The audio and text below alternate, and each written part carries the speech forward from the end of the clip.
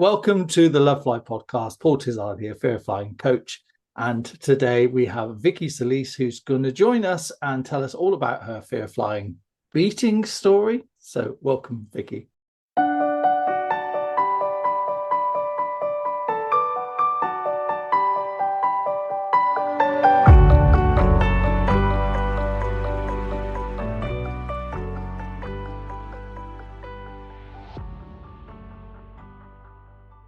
Thank you, Paul. So glad to be here and talking to you this morning.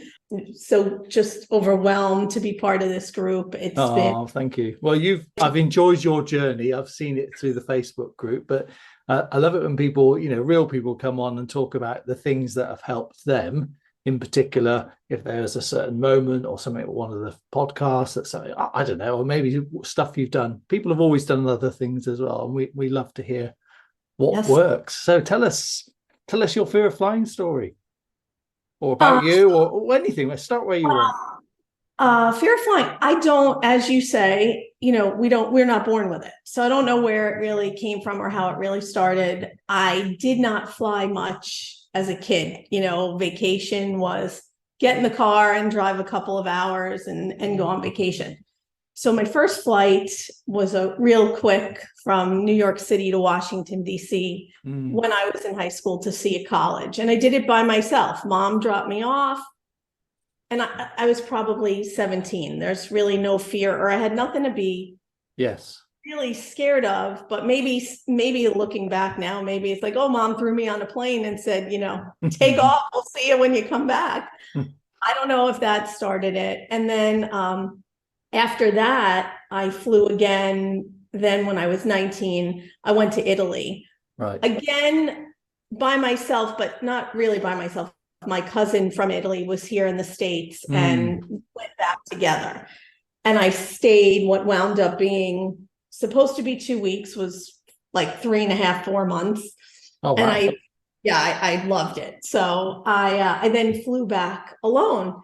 And again, don't have any recollection of fear then, and then traveled very sporadically throughout college.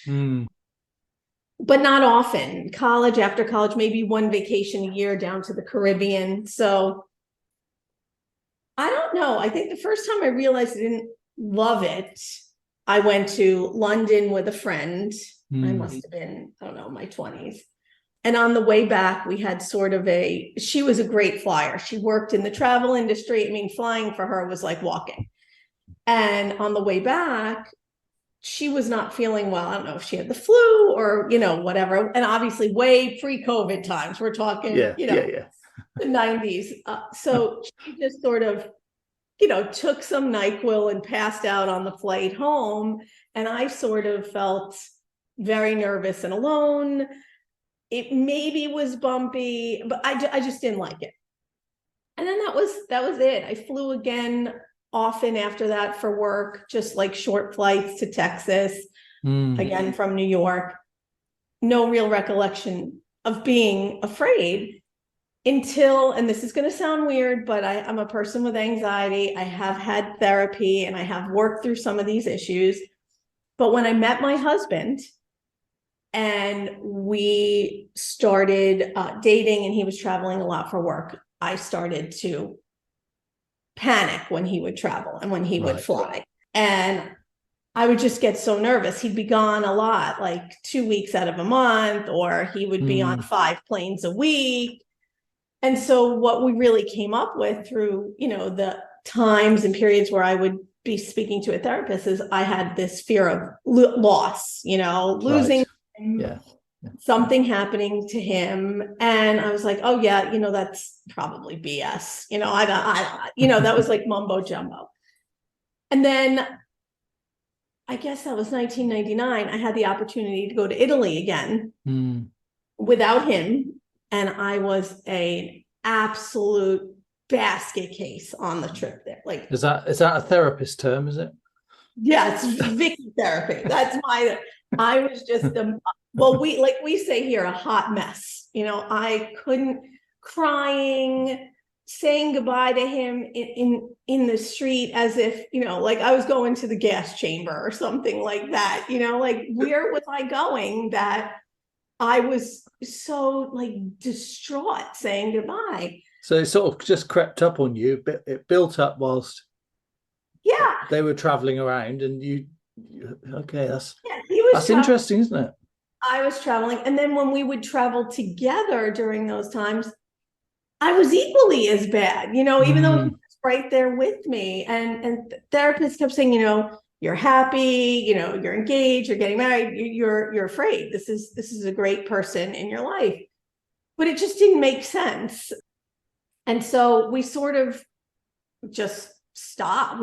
I stopped flying. We really didn't have too many trips to take. We went away for our honeymoon, and then we went away the next year, which was after 9/11. And that didn't really, it affected me 9/11 when he would travel after that, of course, in terms of security. And I would have all kinds of rituals, as you like to use that word. When he would be at the airport, I'd be like, are you looking around? Does it look safe? As if you could really determine that. But it was just a ritual. So he would be at the airport, you would have the ritual. I would be on the phone with him, and he'd be like, I have to go. And so it was just sort of a white knuckled experience for me when he was, traveling. And then finally, like in 2004, I had my first child in 2003. And in 2004, we had to go to Minneapolis for a wedding. And I had to go. There was no way that I could not go. Yeah. And at that point, my son was just a little bit over a year old, and he was not coming. He was staying here in the state in New York with my mother-in-law. And we were all getting on this plane together. Me, my husband, my mom. And a few days before the flight, we had to put our will together for who was his legal guardian, if we, God forbid something happened. So it was all sort of. Hang on a second. Hang on. Whoa, Vikki. So you said we had to put our will together. So was that prompted by the flight, or was that just coincidence at that time? No, I think it was prompted. It was all prompted by me in terms of, what if something happens to us? Okay. So nice and positive. Yeah, let's do our wills. We're going on a flight. Okay. We get it. We have to. But I'm laughing with you, not at you. You know that's that. Fine. I can take it, because looking back, you will laugh more when you hear the story about that flight. But I think it was more of, if something happens to us, what happens to our son? Which he has two sets of parents. Which set is going to care for him? And so I don't know if it was on the Love Fly podcast or one of the other things that I've listened to throughout this journey, that said, sometimes these negative experiences cause this fear, whether it's, I heard someone in a group say their grandmother used to say the rosary before they would get on the fear. Or I remember hearing the flight attendants talking about kids that are children of divorced parents, that they're flying back and forth from one parent to the other. So that could all sort of cause this negative feeling around flying. Yeah.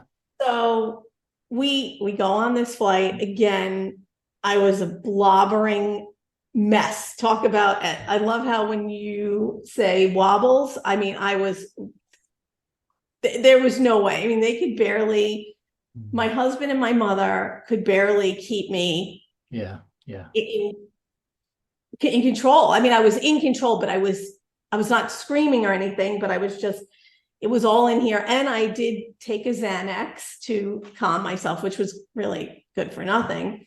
And I remember, and we're going to have a laugh here, we went through security, and there was a man on the line, and he had this wooden cutting board under his arm. And I was fixated on this. I would look at my mom and look at my husband and be like, why does the man have a cutting board? Where's he going? Why don't they make him check this cutting board? There could be could be weapons in the cutting board. And I had this, I could write a novel on what I was thinking could have been in this cutting board. And I kept saying to my husband, if he's getting on our plane, I'm not going. I don't care. We're not going. Yeah.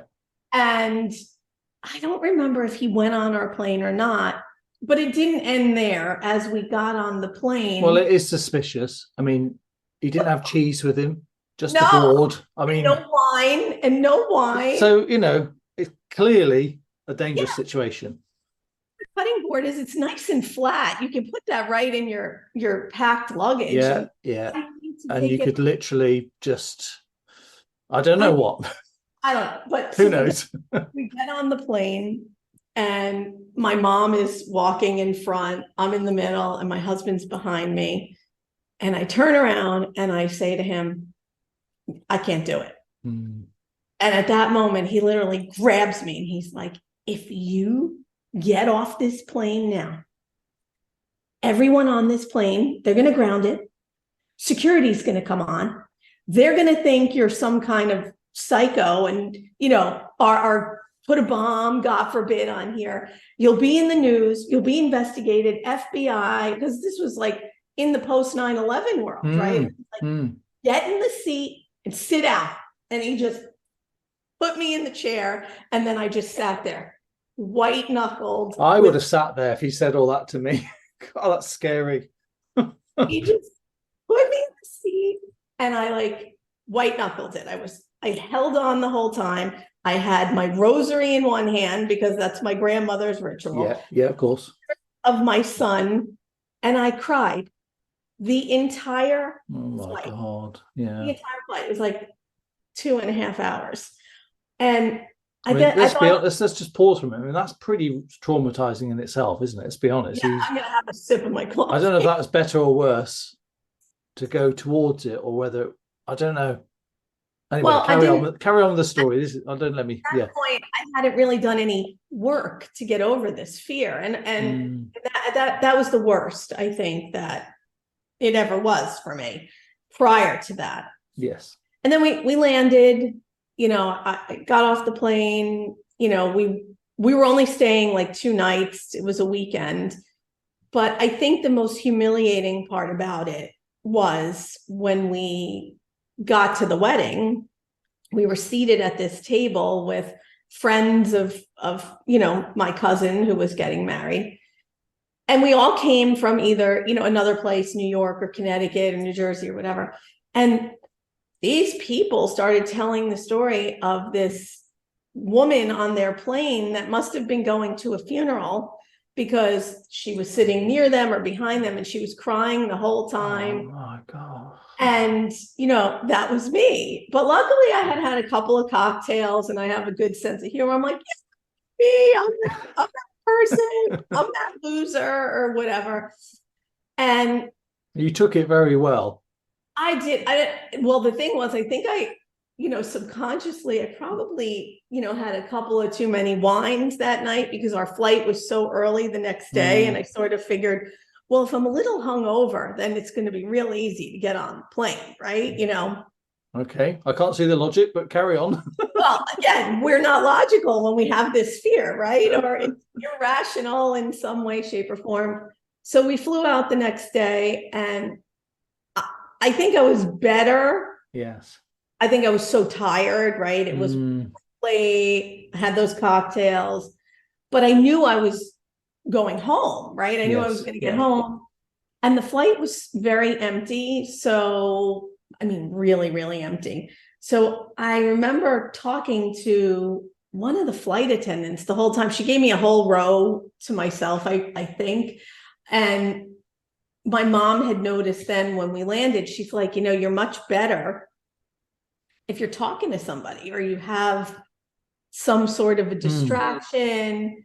And again, it was so long ago. I don't know what we spoke about. I don't know if I told her I hate flying or whatever it was, and then after that, I said, that's it. I'm not doing this ever again. There's no sense in getting myself be humiliated, have someone think I'm going to a funeral, have my husband be ready to open the door and kick me out at this point, of the moving place.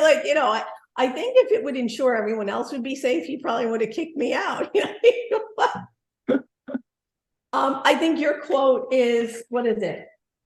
Oh no, I'm going to get quoted now. This is scary. No. In pillar number 5, you say, fear impacted affected a lot of other people in my life, because you're high maintenance probably and a pain in the arse, as you say. And I will check on both of those. I'm gonna have to rewrite it. What rude person would write such stuff? But I think it's sort of like that tough love. We have to look in the mirror and be like, this is true. I mean, I made a scene that people were talking about me, and it became sort of like, not a joke, but everyone in the family then knew, like, I mean, Vikki was a mess on the plane, or nice, supportive. Yeah. All that. You got it. And so I just then avoided it. It was like, okay. I'm not surprised. I mean, this is just pause here for a minute. That's a lot to get past, isn't it? And then you've got all that stuff. I mean, it would be, if you went on a flight and no bugger knew you think, all right, well, so it wasn't my best performance today, but Sodom. Then you go to a wedding and they're talking about you, some poor woman that was going to a funeral. So that's a lot to get past. Maybe I need therapy for that, but no, you probably do. And also being under seat arrest from your partner. Yeah, he was not. Wow. He wasn't. And so then that was it. It was just like, so this was 2004. That was 2004, right? That was okay. 2004. Brilliant. And, okay, so this is nice. So this is chapter 1. Okay, so this was then, and then so I'm dying to hear how you got to where you are now. So carry on. I'll shut up. So no, you don't have to shut up. I love hearing you talk. So I guess really there was never. My husband traveled always for work, and as those years between then and now, I got better with it. I no longer cried every time he went out the door. Yes. I got used to it. And again, I was home taking care of 2 little kids, so my mind was distracted. But every time, we had the opportunity to come down to Florida, which we live here now, but prior to living here, to go to Disney or to go visit my parents in South Carolina, I was like, we're not flying. We got 2 kids. It's a pain. You have to take strollers, and let's just drive. It's not a bad drive. And so we did. And how far is it to drive, just out of interest? Well, to drive to where my parents were in South Carolina, it was like 12 hours without traffic. And that's never happened. See, this just blows my mind. You know what I mean? In 12 hours, you can do Britain twice, I think. I just can't get my head around that. Anyway. And Florida, to drive to Walt Disney World is, it's 24. And some people drive it, they drive overnight. And we would never do that with kids. So we would drive halfway. And the kids kind of got used to it. But as they got older, they're like, we hate driving. We hate driving. Can we fly? And so over the years, I would try and work on it. Like when my anxiety would peak, my general anxiety, and I would be with a therapist, it would always somehow come up because it's about control, right? And so when you have anxiety, you want to be in control of everything. And I could never get that through, my thick head. And then maybe it was like 7 years ago, I started with a therapist that I like very much. And I said, one of my goals is it was at a turning point. My son was going to be getting ready to start applying to college and leaving. And I was having issue with that. But I wanted to get over my fear of flying and my fear of elevators, which is another one that I had. So he's like, okay, listen, we're going to do baby steps. We don't have access to a plane today, but there's an elevator in this building and you come and see me once a week. We'll start there. And so we did start there. I got more comfortable, with the elevator and, knowing that, okay, it's an elevator. And he would say, you have your space to breathe. You're fine. There's a call box, elevators. So, Vikki, sorry to interrupt. So I'm curious. So do you see that the two were linked? I mean, often people tell me that they don't like elevators and they don't like being a passenger in the car and all that stuff. Absolutely. So for you, it was definitely linked. I think it was. And I think now this is sort of like an all over the place in your brain when you start thinking about it, especially in terms of this flight that I just recently took. I was so sure that I was claustrophobic, right? I really Right. had that in my head because that would explain sort of the elevator situation. I definitely don't like crowded elevators. I'm okay in an elevator. I worked for years in New York City on the 37th floor of a building. Okay. So that never even dawned on me. Got in, that was the top floor. So you had to make it, some days you were stopping on a bunch of different floors. So two, I don't know where that came from or how that really started, other than when you move out of the city lifestyle, you kind of get away from Yes. elevators. So, or probably I saw some ridiculous news story about some elevator, and that's all it takes. One little, Maybe. an elevator attack or a movie about an elevator, whatever. So I really worked on that. And then we never got to the plane thing for whatever reason, life changes, I stopped seeing him for a while, and then life got busy, and then the anxiety kind of subsided. So you don't think you need to work on your fear of flying. I was giving up things. My kids were getting older and they were getting sick of driving in the car. I was giving up a lot of time doing these car trips. I wasn't going to see places that maybe I wanted to go to, or girls' weekends, and I would make excuses because I just didn't want to say I'm afraid to fly. Why not? Why not?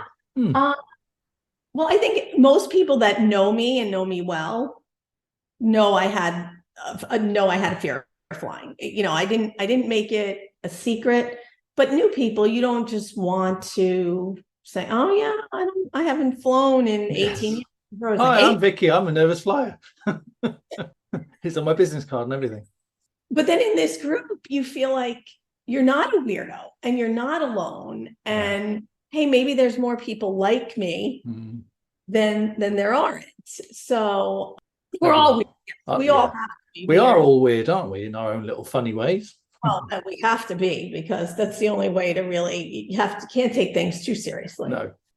So now, fast forward to then obviously I was getting ready to do it. I had said after the pandemic, right, being locked down, that's when really the brain started to, So I was going to ask you, what was that? So that was your turning point, was it? The moment of enough's enough? It was a turning point during the pandemic, like, oh my God, we've been locked down for 2 years. We haven't gone, life is short. I got to make up for lost time, right? So before the pandemic, I had actually started saying, I think, like in 2019, I think I want to go somewhere, whether it was just to Florida, a short flight, just to sort of get my feet wet again and see. Yeah. And then the pandemic happened. So obviously no one went anywhere. And I was like, there's no way I'm not flying. I'm not going to fly with a mat. Like, again, you have a person with a fear of flying. Now we're going to have them go through a million, red tape, steps, tests, this and that. God forbid you get stuck. You can't get back. I said, no, we'll just wait till it's done. Oh, that was a good move, I think. Yeah. Well, I don't really know too many people that flew during COVID, but those that did were like, it's a hassle, forget it. It was a pain in the butt. Masks, pre-checks, countries changing status when you were there, nightmare. Well, and it was, even without flying at the very beginning, when we tried to visit my folks down in South Carolina, they were like, you need to check in at the state board. I'm like, oh, forget this. This is just going to be crazy. Yeah. So right after COVID, we moved from Connecticut to Florida. And so that was like July of 2021. And my husband kept his job because he was remote, but he goes back and forth, once a month. So again, more flying. Flying was in my life now more than ever. And I started to really meet a lot of people here where I live now. And everyone was always fun. Oh, yeah, I'm going up to New York for the weekend. Oh, yeah, I'm going to see my folks in Minnesota. Does everybody fly? Like, everyone is going somewhere all the time. They're either flying for work. So it started to become more familiar to me, even though I wasn't yet ready to do it. But everyone was doing it. Yeah. Every single person. people that are here, we call them the snowbirds, the ones that are here for just the winter months.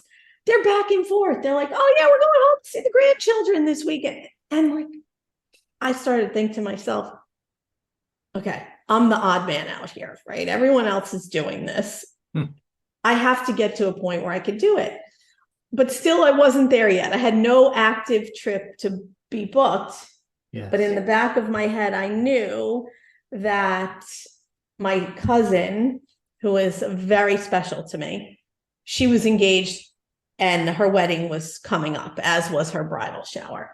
And there was absolutely no way I was going to miss these events. Like, I don't care if I couldn't get on the plane and I had to drive myself, it was a non-issue.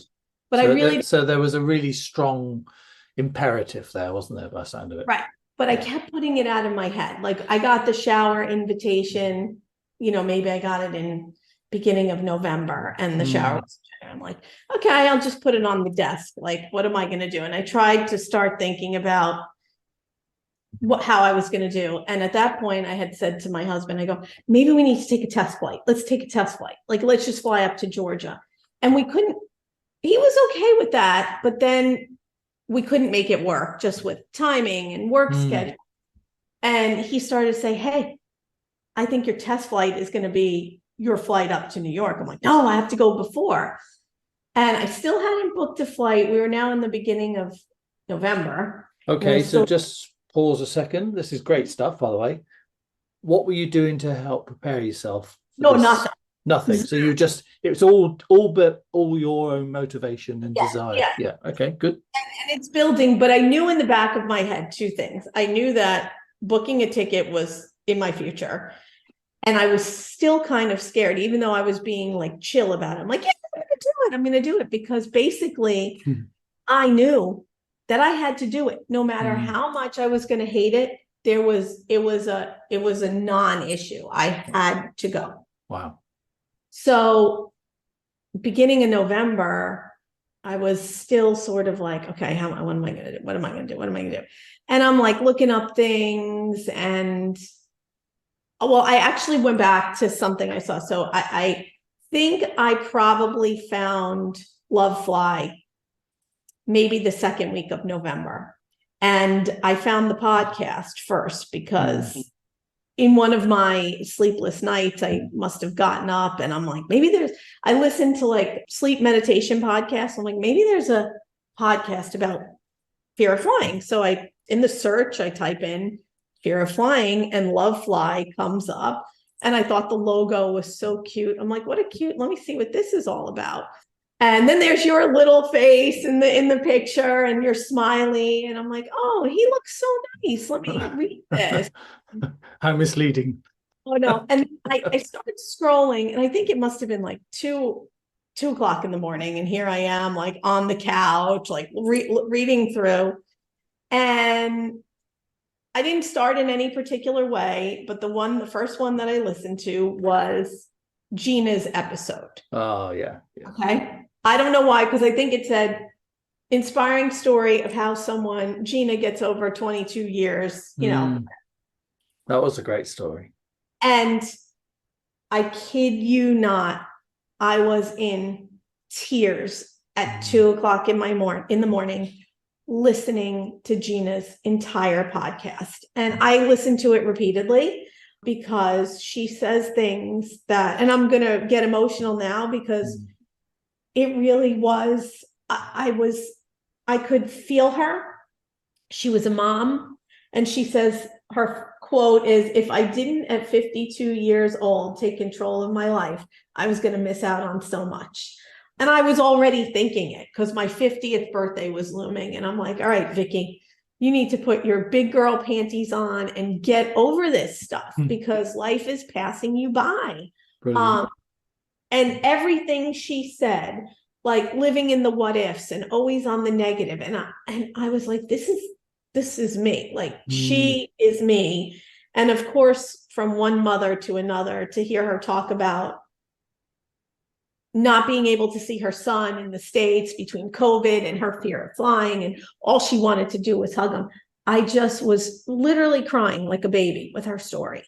And at that point, I was like, that's it. I'm hooked. If this woman can do it, I can do it. And then I just started to, I would pick the people, like I listened to Gita and Jamie and Debbie, and those stories were really what got me, because they were people like me. And that was the first foray into it. Then I joined the group and I started reading comments and making my own comments to people and hearing and seeing their pictures. And there was just something about being part of a group where there was so much camaraderie and support, no one judging you. It's amazing, isn't it? Unbelievable, because it was different than just taking, like, I've done those other fear of flying things, like courses, I don't even remember. And it was just straight out lessons.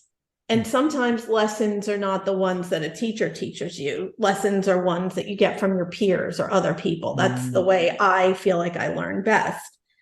But then I started to really notice some other like the things that we all had in common, the bing bongs. I'm like, oh my God, I'm not the only one that thinks that that's code for everyone buckle up. Shit, we're dead. Yeah. Code. And I started to, and I was just telling my husband today, I would every night put a podcast on I would just pick one and I would fall asleep with it on. But I somehow think it absorbed, right? I don't remember every single one, but of course, then I downloaded your book. I read your book and I appreciate the humor in the book because it's a little bit tough love. And I personally need a little bit of like a good kick in the butt to get me, going. And then, other people's tips, like Gita talked about visualizing, right? And desensitizing and watching. I started to do that. I would watch flights. I started to follow people on TikTok, captains, flight attendants, looked at airplanes. And then it came time to book my ticket, which was I was like, no, I was all stressed out. So I booked the ticket. Okay, so how long were you doing that? So you said you found it about the second week in November, and then you were... I booked it like the first week of December. So wow. You binged.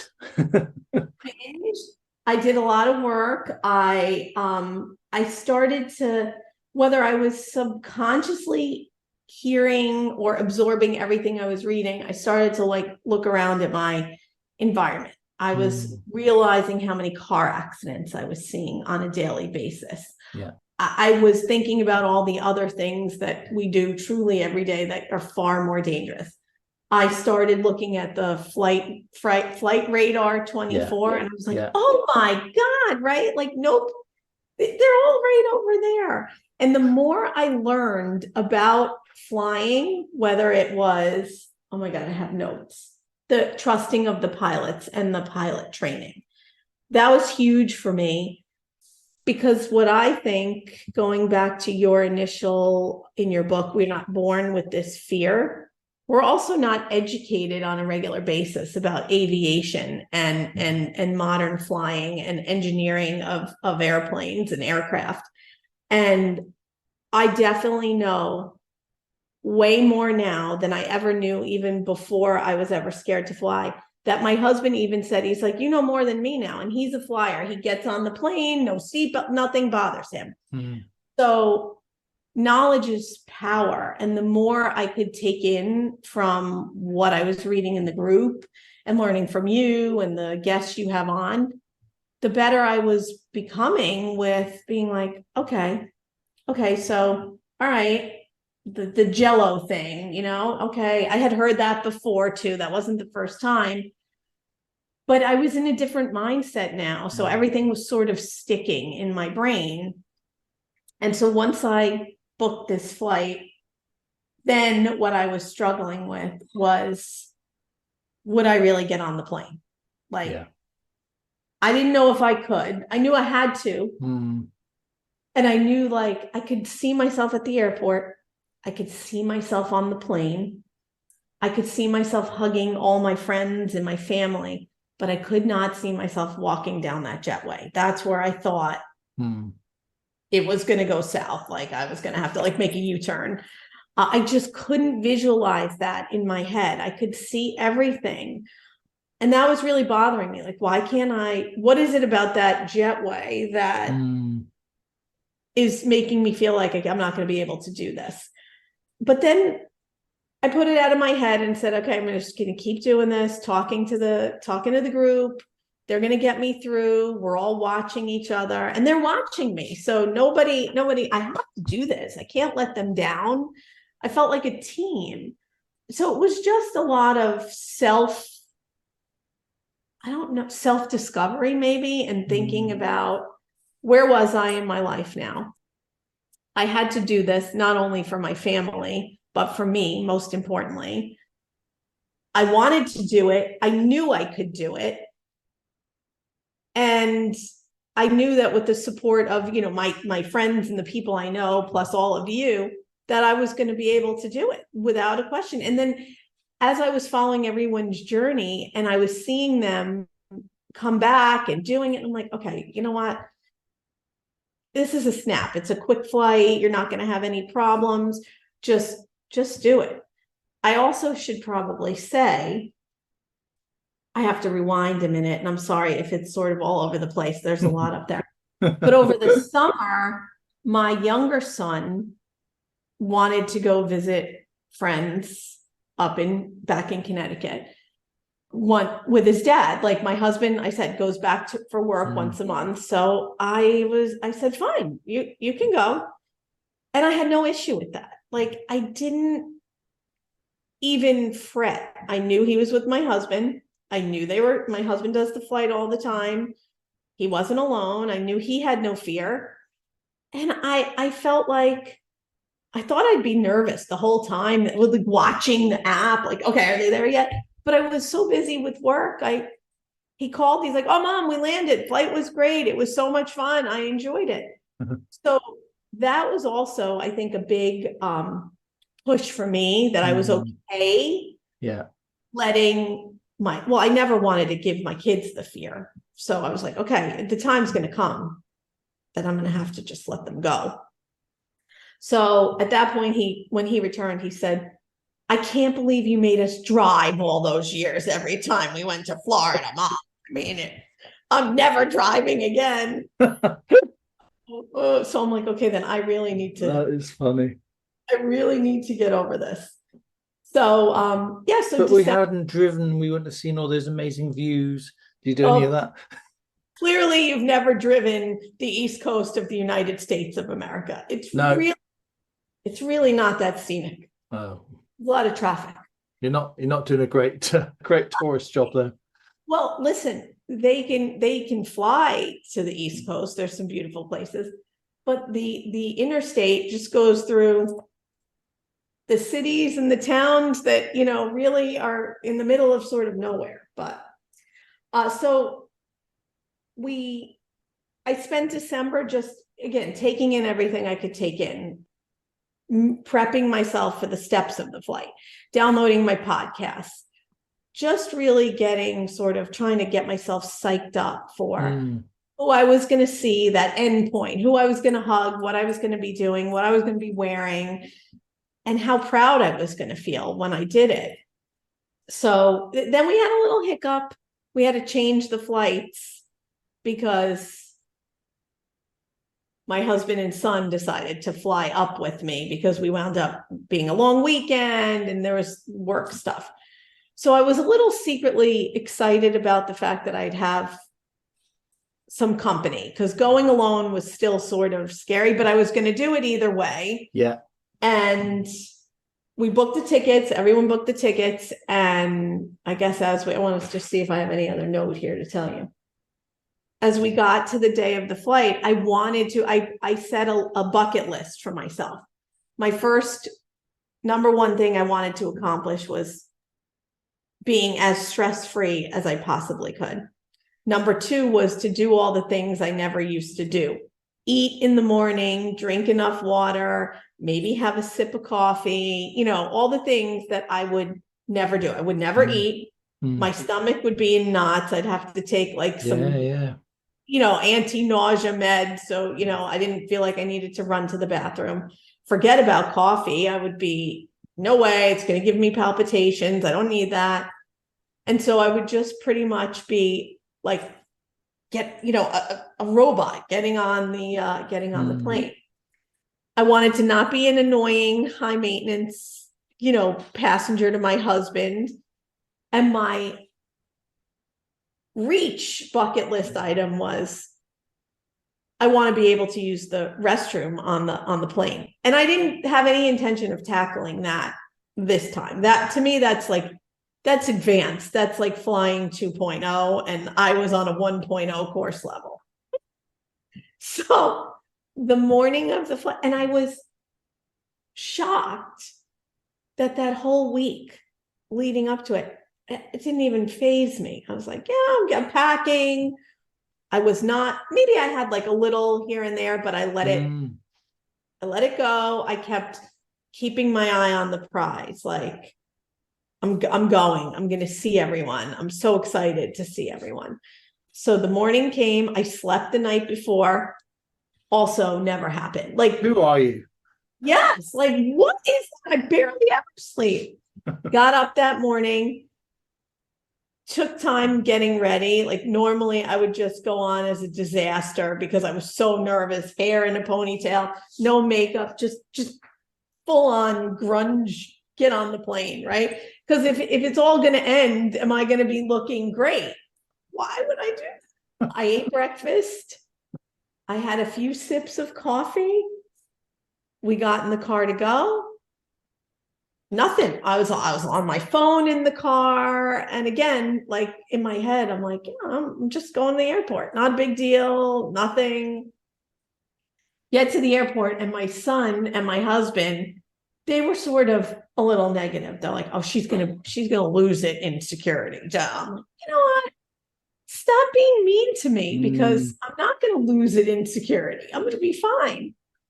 We get through security with no problems. I didn't lose it, as they said. We get to the airport, and again, like, can't even believe this. We got egg sandwiches. I'm like, me eating an egg sandwich at the airport? I don't eat. So we got the sandwiches, we sat down, and I have to just say, the airport here is so lovely. It's a smaller airport. It's new. It's clean. It's not, so it was very calming. It's not like, you go in these huge airports, you don't know which way you're going. So that kind of settled me a little bit. Everyone seemed to know what they were doing, because I always have trust issues. So that made me feel better.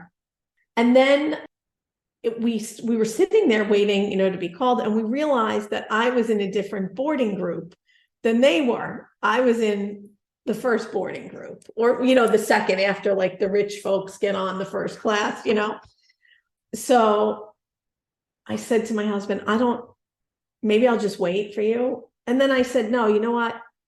Let me go, because my issue was that jetway. And if I was with them, maybe I wouldn't have had the same experience. So I'll just go in the first boarding. So they called us, picked up my stuff. I got on the line, and I started walking, and I looked back and I waved at, my guys. And I walked onto the jetway, and it was a little congested. Yeah. And it wasn't very long. And I'm like, okay, I remember what this is like. Yeah, nothing's changed, right? It's the same feeling. And I laughed, actually, when I got to I could see the door, but I flew on JetBlue Airways. So I don't know what you know about JetBlue, or I think they're just now coming into Europe, but they name all their planes. They're kind of funny names. And the name of this plane, and you might not think this is funny if you've never watched the Sopranos show, was Bada Bing, Bada Bang. And I thought it was brilliant. We were beginning on the Tony Soprano special. So I get on the plane, And, I said good morning to the flight attendants, and I didn't even say, like, in my head, I was like, maybe I'll tell them, maybe I won't tell them, but I felt like I got this. I don't need to tell them. Maybe there's someone on that needs their attention more, right? Yeah. So Yeah. I got in my seat. I had a window. My son and husband came on, shortly after. Again, Paul, I kid you not, put my bag up. I got in the seat like a regular person, sat there. I'm just looking around, and, I had my checklist out. I had my checklist and a pen so I could check it off. I set it up in the, in the seat back.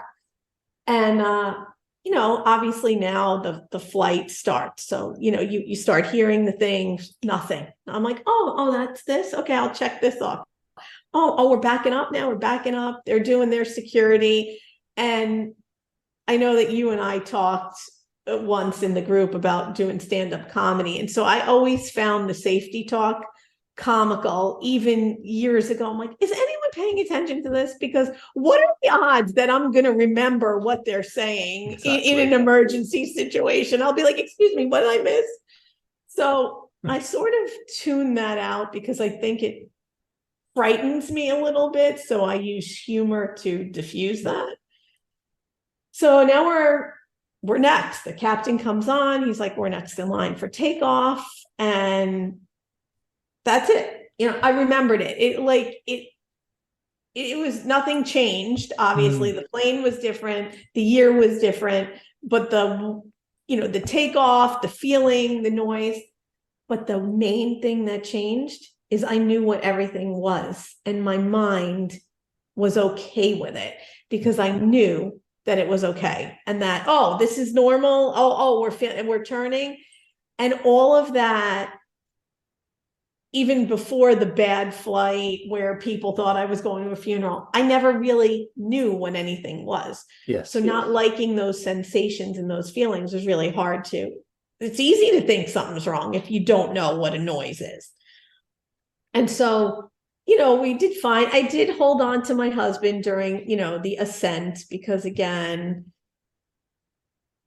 I think I was just like, it's sort of shocking. Here I am doing this. I'm okay doing this. And the big picture here is now we're 3 of us on this plane, but my older son is not with us. And he was the one that I didn't want to leave. Yes.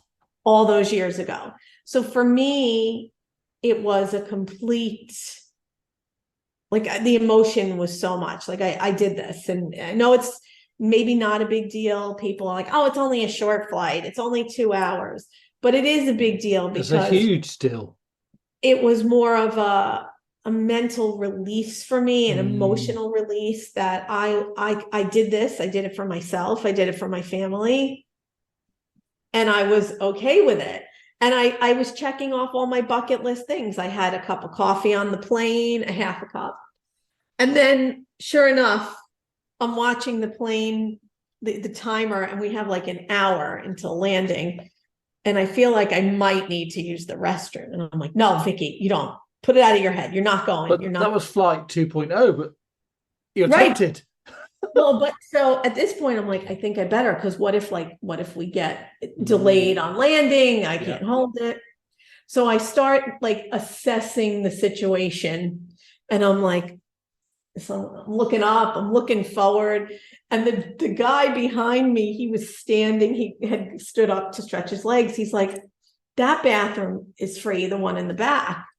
And I was like in row 12, because again, old habits die hard. I had to sit on the wing so I could make sure everything was going properly. And of course, yeah. Well, someone's got to watch the wing, haven't they? I mean, if you're not doing it, who's going to do it? I could somehow send some kind of mental telepathic message to the pilots that something's wrong. Because engine number 1's fine. Let the pilot know. No, if that's 2 or 1, I have no idea. So I look at my husband. I'm like, I got to get up. He's like, you're kidding. So I go, okay. So him and my son take their belts off, and they like move so that I can get out. And I go, And at this point, the plane does a little bit of, and I'm like, no, you know what? I'm not going to go. And he's like, no. Our seatbelts are off. Get up now and go. So I'm like, okay. So I get up and I start walking towards the lavatory in the back. And this little sweet old lady gets up before me. And I'm like, oh, now I got to wait. What a bitch, hey? Right. She cutting in. And, in Florida, we do have quite a few seniors. And so she was, pushing up on the 80s. And I thought, she'll be in here forever. I gotta really, I'm not waiting. So I look to the front of the plane and there's no line. So now I do this like jog. I'll call it a jog because I'm going to speed walk. And as I pass, I hear my son say, "What is mom doing?" Like I must have looked like a complete weirdo. I get to the front of the plane and there's the one flight attendant is sitting in the jump seat with her legs up on the other wall, reading her book as if she's just, this is just another day at work for her. And I'm like, what am I afraid of?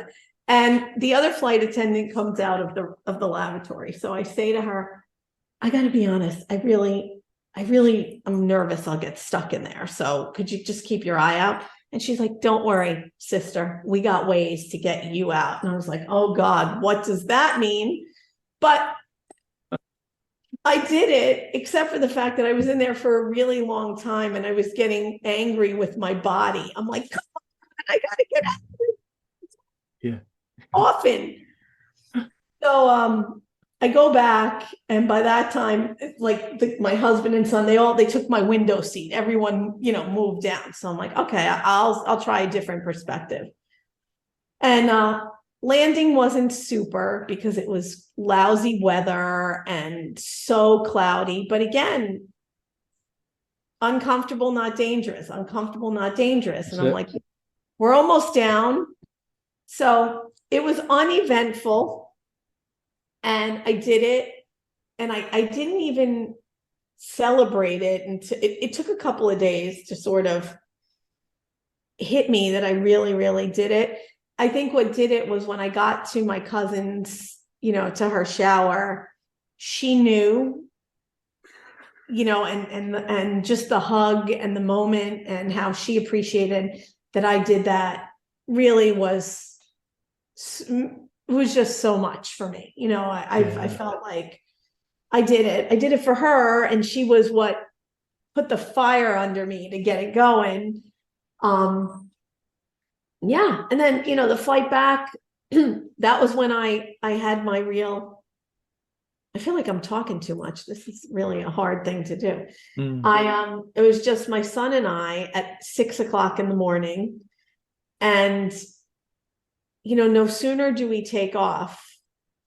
Now, just a little note, my best friend used to always say to me, if you fly with your kids when they're little, you won't be afraid because you can't worry. You have to attend to them. They'll need a cookie. They'll need crayons. They'll need something to do. You don't even have time. No, I'm not. She used to fly all the time with her children alone. And I'm like, no, you're crazy.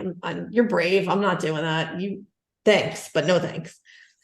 So here we are, and my son is like a man. He's 16. He's big guy. And we take off, and he's in the middle seat, and I look over, and he's like white. He's like a sheet of white paper. And I'm like, Noah, what's wrong? And he's like, I don't feel good. I'm like, oh God, oh God, oh God, oh God, oh God. So I'm like, what, and now I go into like, what's hurt you? What's bothering you? And I just feel he was very congested already. He's like, I just feel like my head hurts, my ears hurt. He was very hot. I go, are you going to throw up? Because, oh God, that would be horrible. What am I going to do? What am I going to do? And we had Wi-Fi on the plane. So I'm texting my husband, and he's like, what do you want me to do? You're, 34 there. I can't really help you. I kept, my son was being stubborn. I'm like, why don't you take the sweatshirt off? Like, let's get you more comfortable. get a drink, that they're coming around with service now. No, I don't want to drink. So I asked the flight attendant to give me, 2 cups of ice, 2 Pepsis. I made him take the Pepsi can and, cool himself off, and it passed a little bit.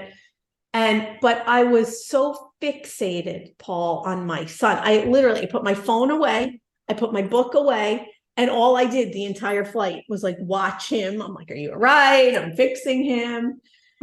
And, like an hour into the flight, maybe an hour and 10 minutes, he goes, I think I want to get up and go to the bathroom. And I said, all right, well, here I go. I have to go too now. We'll both get up. So we asked the gentleman in the aisle seat, who he was sitting with his whole family. They were across the aisle. We all kind of got up at the same time, and we had struck up conversation. He was a nice guy. He had 2 little kids. And so my son gets up to go to the bathroom, and I try to now get out of the aisle, and we all had our tray tables down, me, my son, and the guy. I knocked over everyone's beverage, coffee, soda, water, everywhere. So now of course, yes.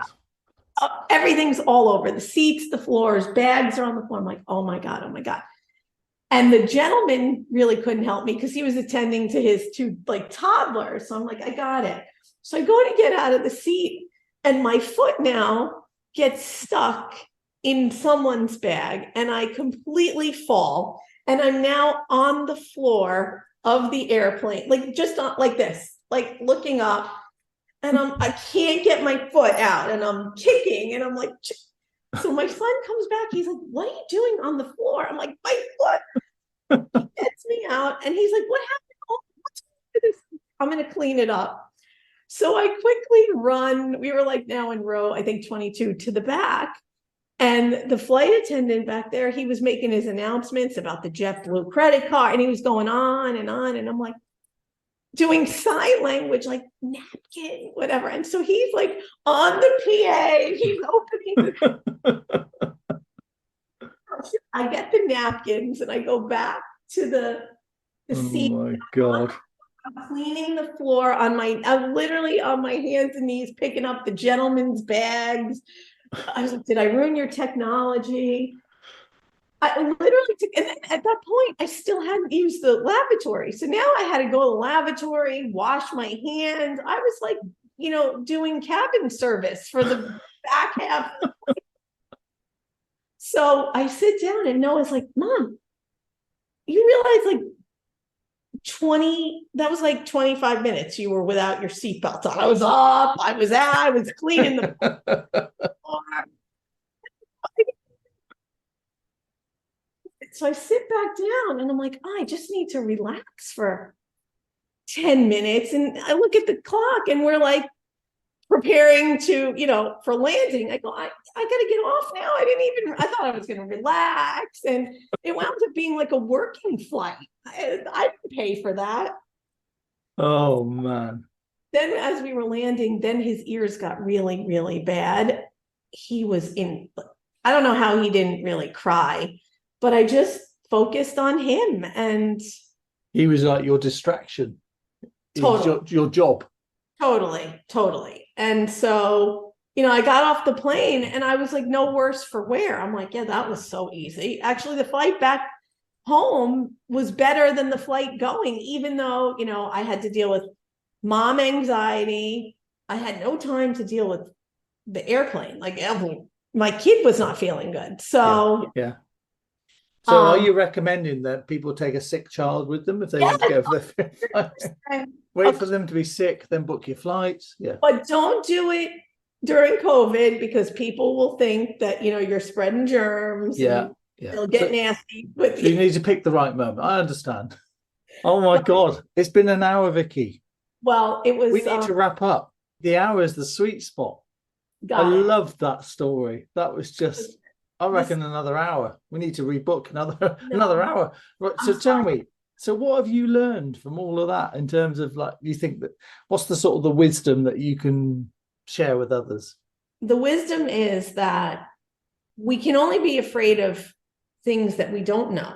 We can learn so much if we want to do this, we have to learn, and knowledge is the power. So once you have the knowledge and the toolbox, the checklist, the support of the group, maybe a buddy in the group, you can really do this. I mean, I don't know how I'll feel on a 7-hour flight. It might be a little bit harder for me, but I look forward to doing it. I'm not gonna stay, on the ground forever anymore. And, there's all kinds of things I want to try. I want to get on one of those giant planes. I want to, go see all these places that I've missed out on all these years. And so I say that this group is better than definitely anything I have ever done, paid for, therapy, fear flying courses.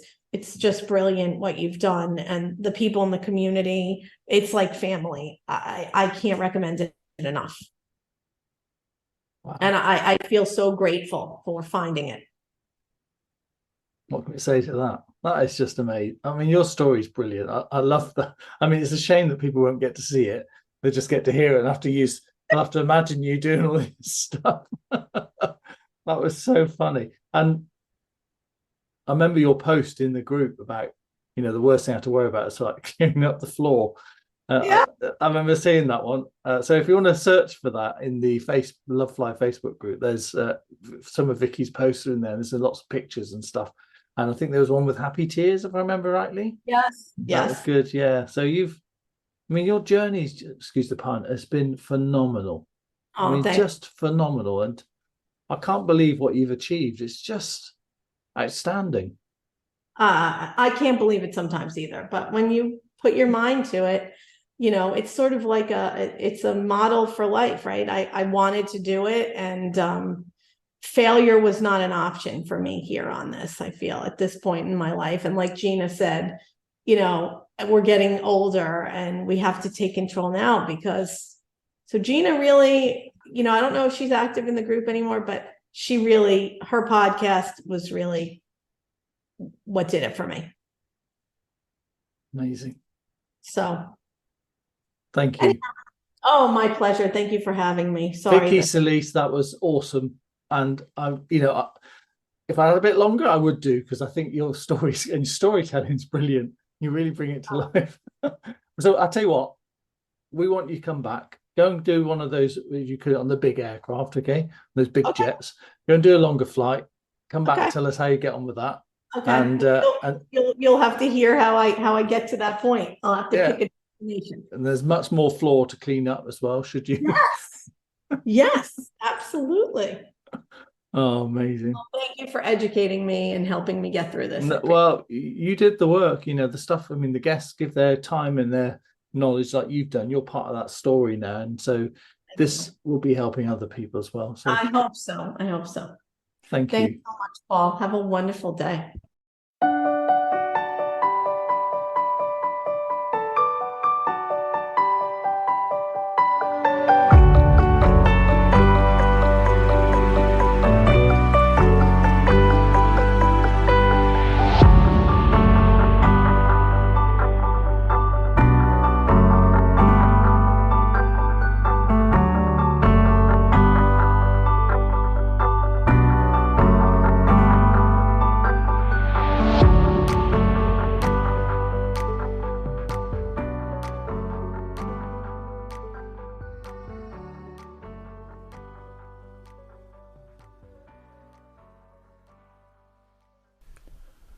Thank you for listening to the Love Fly podcast.